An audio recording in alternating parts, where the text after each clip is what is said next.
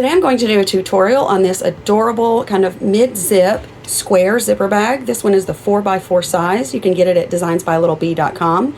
One note about materials, it doesn't matter in my opinion if you use tearaway or cutaway stabilizer. Everybody has their own preference when doing zipper bags. The only difference is that when you're done with your project, you have to remove stabilizer from behind the zipper. So if you use tearaway, you tear it away. If you use cutaway, you have to cut it away. So if that's not comfortable for you, you may want to use tearaway. And also keep in mind that that stabilizer will stay inside your project. It is sandwiched in there in the zipper bag. So you might not want to use a tearaway that's kind of crinkly, or any stabilizer that's kind of like crinkly, because it will be in there forever. So I like to use something soft. Personally, I'm using black cutaway because it's one of my favorite stabilizers I have in my studio, and it's also easier for me to show you the steps as I'm doing them in the tutorial. So that's the one that I'm using. So you can see your PDF instructions to see the sizes of the fabrics that you're going to need, and then load your design for the size that you're using into your machine, and let's head over there. Your first step is going to be to stitch the placement of your zipper bag on to your stabilizer. It also shows you where the zipper is going to go. And a note about this one, I am using cutaway. It's what I usually use for my zipper bags. And I'm using black stabilizer. It's actually my favorite, but I'm also using it so that you can really clearly see the steps as I'm doing them. You want to take your zipper pull, or take your zipper and place it between these two long, I call them railroad track lines usually. I like to do my zipper from left to right, my zipper pull. I like to put it on the left side of the bag, so it will be like this. This will be the left side of the bag. And pin that down or tape it and stitch the tack down for that. I now have my zipper tacked down and I've removed my hoop. Now I'm going to flip it over, and I can see from my PDF step list that the first half of the bag that we're going to be working on in the front is going to be the bottom half. I saw that on my step list. So I've got the front bottom of my bag fabric, which is this cute bubble tee print, and I've got the front lining fabric for my bag, the front bottom lining fabric, which is just this lavender fabric. So first I'm going to work on the lining. This is my hoop turned over. Again, you can see the zipper tacked down right there. Here's how the fabric is going to be at the end of the project. This is a great way to do it if you're using a print, because you want to see how the print is going to go and then you can flip it. So this is how it will look at the end. This is a solid, so it doesn't matter which side's the front, which side's the back, but I just do it this way anyway out of habit. So I want you to grab it and flip it over. And I want you to line a longer edge up with that bottom placement line for the zipper. Okay, that's where we put our zipper in the beginning, that bottom placement line. So it looks like it's upside down and on the wrong side of the project, but it's not. Take this over to your machine, replace your hoop, and make sure you pin this. I like to pin from the front to make sure there are no sharp pokies near the bed of my machine. And pin that down so that it stays in place, and then replace your hoop. Pro tip here, when you replace your hoop on your machine, always check and make sure that that lining piece stays in place. Okay, I have a multi-needle and I'm using my Easy Frames by Durkee, so I can just stick my head under there and look and make sure that the lining piece of fabric stays in place. If you're using a flatbed machine, you especially want to make sure that that lining didn't fold over or wrinkle up when you replaced your hoop. Next, you want to grab the front bottom piece of fabric. Mine has this bubble tee print, so I'm placing it down right here. This is how it's going to go on the finished product. So I want to place it like this. I'm going to flip it over, and I'm going to line a longer edge up with that same bottom placement line, or on the front you can see it's the bottom of your zipper. And then you can pin or tape this piece of fabric down, and you want to stitch the next step, which will sandwich this zipper, front, and lining fabric all together.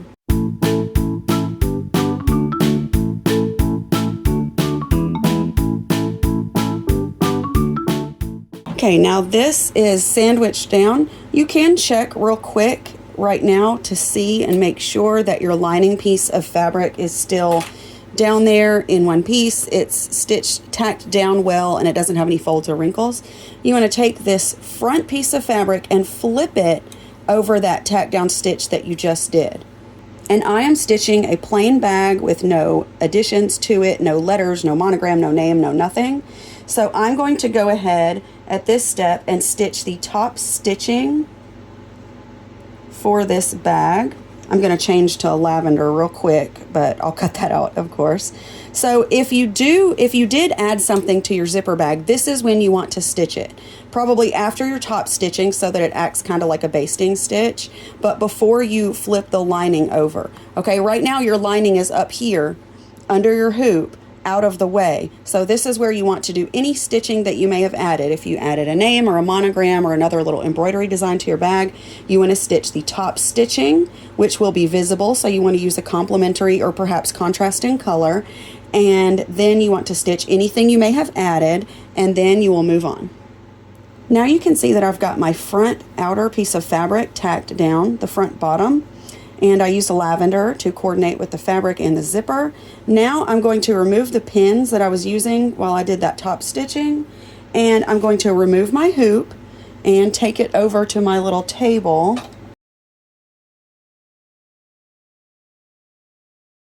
Now we're going to flip our hoop over, and you see that lining piece, he's nice and tacked down. You want to flip that over, that tack down stitch, and pin that into place. This is its permanent home right there. So you want to pin that into place and then grab your fabrics for the top, front, and lining. So now this is the back of my hoop, and we're going to do the same thing that we did for the bottom pieces. Here's where the top is going to go. I'm going to flip it. This is the lining. This is the back of my hoop. Flip it over, and I'm going to line it up with now the top placement line for that zipper. I'm going to pin that, preferably from the front, and then I'm going to replace my hoop and we'll work with the top front piece. Okay, now I've got the front top piece to work with. Here's how it's going to end up, right here, with the bubble tees going up and down. And now I'm going to flip it and line a longer edge up with that zipper, again, just like we did with the bottom piece. And then guess what we're going to do? We're going to stitch a tack down to hold all of those in place. Now that piece is tacked down, so we're going to take the front only, flip it over, and we're going to stitch this little bitty top stitching that goes around the front of this rectangle. So I'm going to pin it into place real quick, and then we're going to stitch the top stitching, which again is visible, so you want to use the color thread that you want, whether it's complementary or contrasting. And then after that top stitching, if you did add something to the top, I don't know what you'd have room for, but if you added something to the top, that is the step at which you would stitch that addition.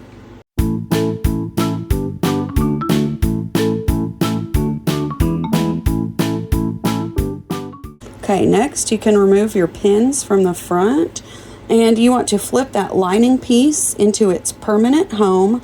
I'm doing that with my hands from the back of my easy frame.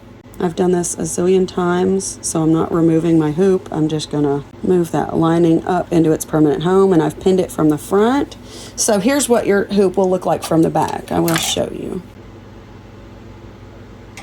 Okay, the zipper, or the back of the zipper covered in stabilizer right now, is exposed, and your lining pieces are in their permanent home. So the next step is very, very, very important. Regardless of whether you use a little ribbon loop, you need to grab this zipper pull and pull it towards the middle of the project. I like to put it about a third of the way in one direction, okay? And then what we'll stitch next for my bags usually is a placement and a tack down for a little piece of ribbon or elastic or anything else you might want to use as a little dangle for a key fob or to hang it off of a purse or bag. I am going to do that with this one. So I'm going to stitch the placement. This will show me where it goes. For this bag, I'm actually going to use a little piece of scrap vinyl that I had left over from another project. It is a glittery piece of purple vinyl. I'm going to fold it in half. This would be applicable no matter what you're using, okay? If it's elastic, if it's fold over elastic, if it's a piece of ribbon, whatever, you fold it in half. And you want to place the folded end inside your project, okay? The raw ends are facing outside and the folded edge is going to the inside. Now you can see that my little tab is stitched down. Now you're going to take your back fabric, mine matches my little bubble tee, you're going to place it with the print going the same orientation as the front, that mine is top to bottom, like so. You're going to place it right side down, and you're going to pin it maybe at the corners just to keep it in place. This would be a great time to check underneath your hoop and make sure that your lining fabrics did not wrinkle or fold at any time during all the little steps we've just done. Make sure your zipper pull is pulled to the middle so you don't stitch it out of your project forever. There is a way to fix it if you did that by accident and you're done with your zipper bag, but you know what they say, a stitch in time saves 9. So now I'm going to stitch that step that goes all the way around my bag. Now we will remove our hoop. You can see how that step went all the way around. Now we're going to flip our hoop over, and we're going to place our lining fabric to cover this entire project so far as well. Okay, then you pin it, preferably from the front. I'm going to replace my hoop, and I'm going to use the 4 pins that I was already using, and I'm going to repin and catch the lining fabric in there. You just want to make sure that you've covered your entire project so far. And then replace your hoop, and then stitch the next to last step, which will go almost all the way around. And then the very last machine step is actually just kind of a dummy stitch. It's there to make sure that our single needle or flatbed machine using friends do not have any trouble with the machine returning to the middle of the project like it thinks it's done and catching that zipper. Okay, so it doesn't matter if you stitch it, it's out of the way, but it's not necessary. It's just there to make it easier for our single needle friends. So stitch this next step, which will go almost all the way around, and that is the last machine step that you need to do. Now with any in the hoop project, the last step that I personally do before I unhoop is to check the front and back of my hoop to make sure that everything's stitched out right before I unhoop. Because once you unhoop your project, it's pretty much done. And when I checked this one, guess what I found? My lining fabric folded over and got all inside my bag. I actually stopped it before the end because I saw that happening. So I'm going to have some fun with my seam ripper, ripping this part out. Then I'm going to do a better job of pinning, and then I will finish stitching that step and I will come right back. I have now fixed the error of my ways, and I've checked the front and the back of the project. They look great. There's that little hole that's left to turn your bag right side out. We're going to unhoop now that I'm sure everything's good, and remove any pins and take your project over to your cutting surface. So now we've got our finished project right here.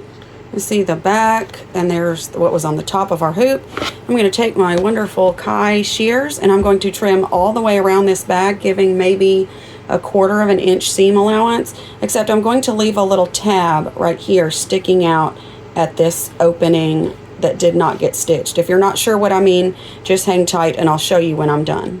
So here is my bag after I've cut it out, and you can see what I mean by leaving a tab there at that turning hole. So now find the space that did not get stitched through. That's where that space was left, those 2 layers. It's going to be between your 2 layers of lining, and you want to turn your bag inside out.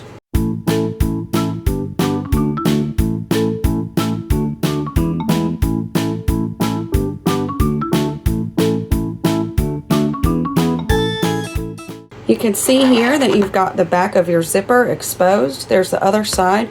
You may want to take it over to your ironing board and press it right here for this step. I like to press in between turns because it does get all wrinkly, and you just want to start with kind of a fresh slate every time you turn your bag. At this point, you can also get rid of any of those pesky little bobbin threads that you had come through if you made a mistake like I did, and you might have some little threads come through where you corrected something, or just stray threads you might want to snip off. This will be the inside of your bag. Then you want to get stabilizer out from behind your zipper. So if you use tearaway, that's pretty easy. You can just tear it away. If you used cutaway, you need to very, very, very, very, very carefully get yourself a little hole in that cutaway to cut the stabilizer away from that zipper. And do this very carefully because I have learned that it is easy to stick your scissors in there and cut into your zipper. And that is really something that you just cannot fix. So now I've got my hole that I can trust right there. And I'm going to very, very carefully, taking my time, trim around that stabilizer.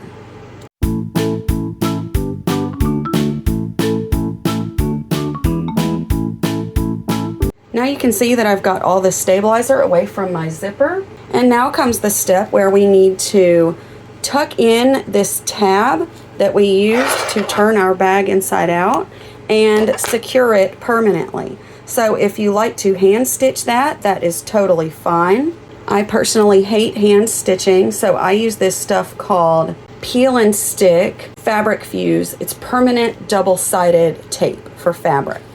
So I get myself a piece of this. Oh, first I drop it on the floor. I get myself a piece of my tape. Just a bit smaller than that tab. It is double-sided.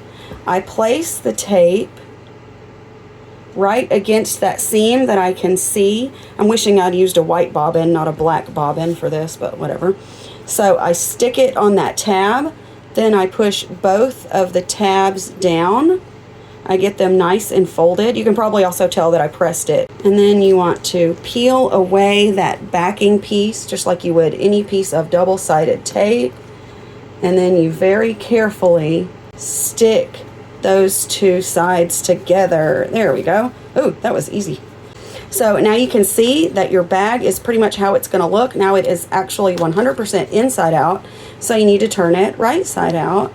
So you wiggle the zipper open. I don't know if you saw me do that. Hello. Wiggle the zipper open with that pull, and then you turn your bag right side out. I like to stick my finger in here to each corner, grasp it with my thumb, and push that out with my thumb. That's how I get the best result for me personally. When you get it all the way inside out, or right side out, you want to zip it up and then take it over to your pressing surface and press it. Give it a good press so it's nice and smooth, and your bag is done. And you can see my little side tab that I can hang off of some keys or a handbag, or you can attach some cute little bubble tea key fobs that you found at Designs by Little Bee to your zipper bag. And these are really the instructions that you would use with pretty much any zipper bag, at least from designsbylittlebee.com. I hope you have a lot of fun making these. I will see you in the next video, and I'll chat with you in the group. Bye!